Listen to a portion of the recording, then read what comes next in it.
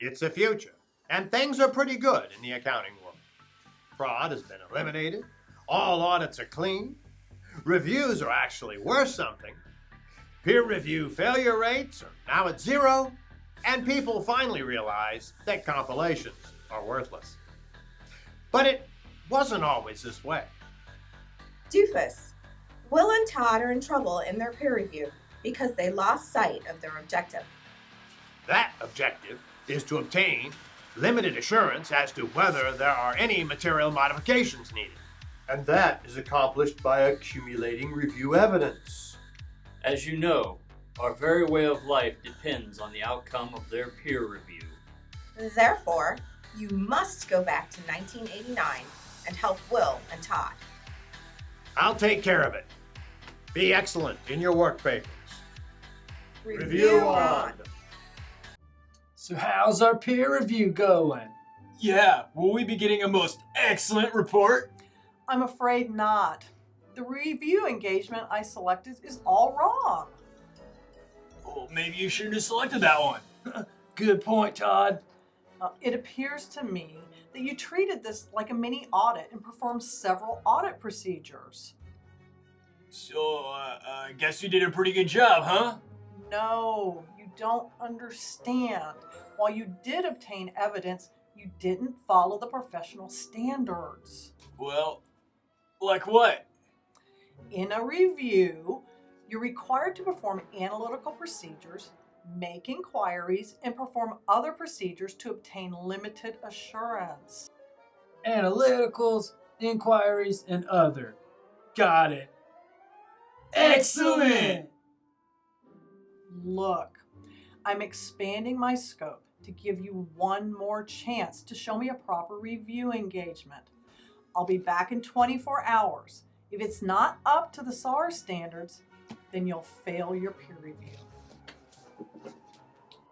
Well, I think our peer review has taken a most significantly deficient turn. What should we do? Go out for snacks? Excellent! Okay, the lady with the 20 lottery tickets and the cheesy puff said that every review must have a written engagement letter. Duly noted.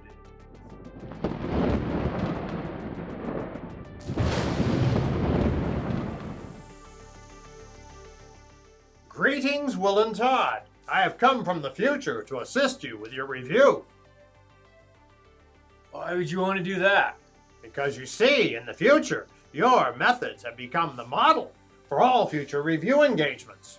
So, are you going to teach us the requirements in SARS 21? Why don't you learn it for yourselves? Let's take a spin in my time machine. What do you think, Will? We have witnessed many things, but nothing as bodacious as what just happened. Review on!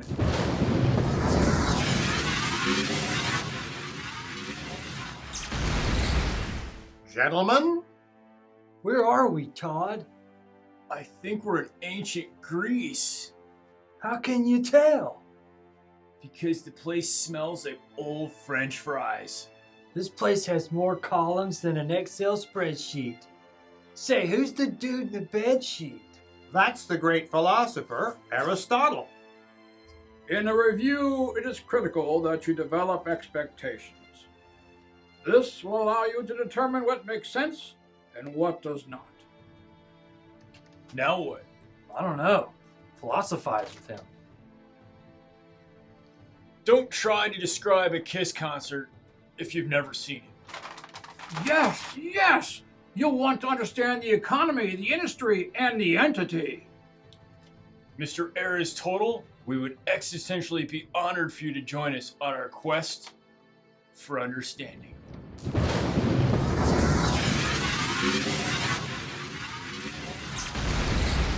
Welcome to 1800s England. Say, who's that? That's Augusta Ada King, the Countess of Lovelace. Oh. Who? Ada Lovelace, as she was known, was famous for her work on the proposed mechanical computer known as the analytical engine.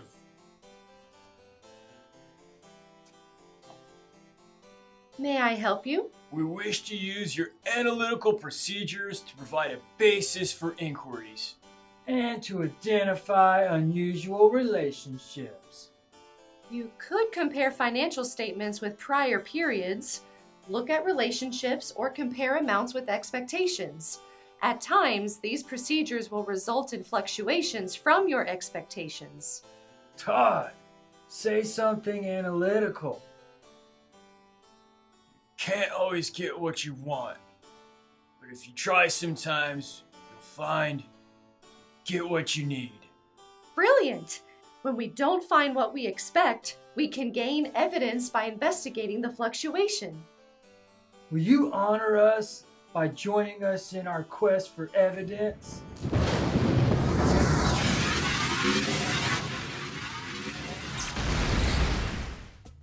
We are now in ancient Egypt. What brings you to the palace of Cleopatra? O great bodacious queen, my most excellent compadre and I are seeking your guidance on inquiries in a review engagement. You must first understand that the standards have changed to require inquiries.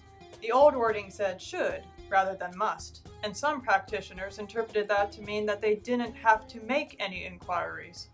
Oh, yes. So what type of questions should we ask? There are many issues worthy of our intellectual curiosity. Questions about the statements themselves, including the framework, outside influences such as regulators or litigation. Or maybe subsequent events. And don't forget about fraud. And remember, corroboration of the responses is not required as long as they're reasonable. Excellent!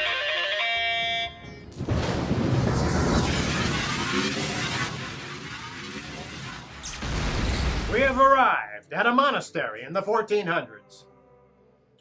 Will, I believe our adventure through time has taken a most righteous turn. Who's the friar? Why, that's the man who invented double-entry bookkeeping, Luca Pacioli. Debits and credits, or is it credits and debits? Why all the stress, dude? I have devoted my life to the study of mathematics and accounting, and yet I cannot think of an easy way to remember debits and credits. How about debits on the left, credits on the right? What a divine inspiration! How can I repay your generosity?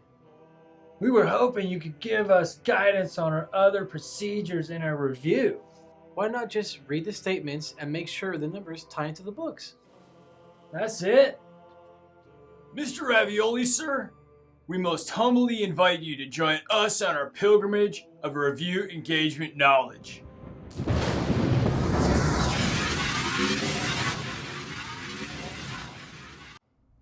Where are those two?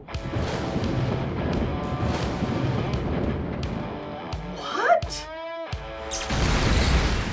Prepare to have a clear understanding of the work we perform.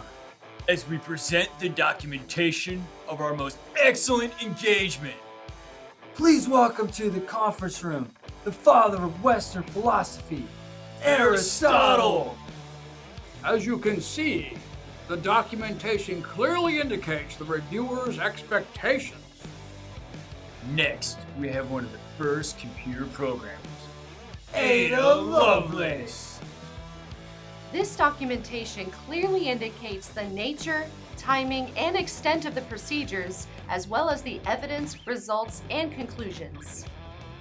Next up, you'll hear about our communications from the Queen of the Nile, Cleopatra.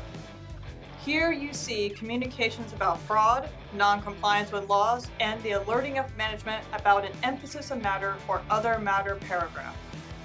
And lastly, the father of accounting, Luca Pacioli.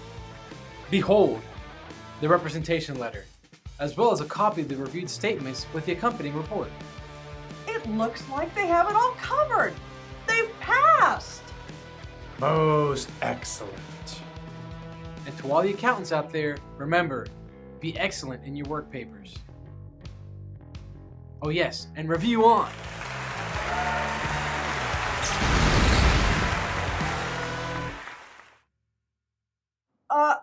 Excuse me, I think we're supposed to have an exit conference?